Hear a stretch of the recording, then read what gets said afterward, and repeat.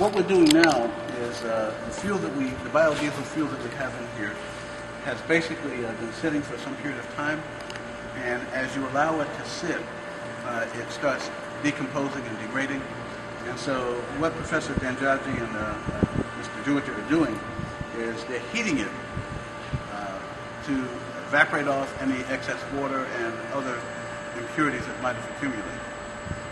And those things should, as they heat it to about 140 degrees, I think, 135, 140 degrees, the biodiesel doesn't boil, but the other impurities in the water will obviously come out and evaporate, and they'll be collected.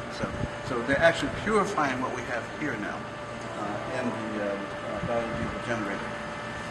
And again, this was all made from waste vegetable oil from the cafeteria. And as I mentioned before, we're capable of producing about 40 gallons a day of biodiesel fuel.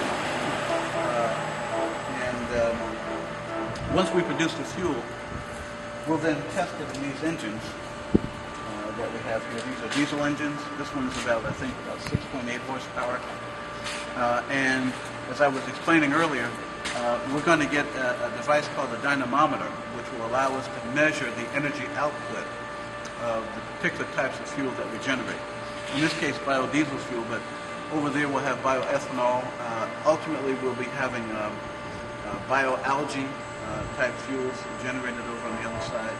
And of course, the other avenue of research that we're doing has to do with the evolution of hydrogen from switchgrass and common. And so that's basically the summary of the kind of research activities going on here. And of course, over here is the bioethanol setup that we're doing. And the objective here is to basically take various types of grasses and to basically just ferment them using yeast. So it's almost like you're making beer. And then we extract the alcohol from whatever is left over, and that's, we'll purify it, and that then becomes an additive for gasoline, so-called bioethanol.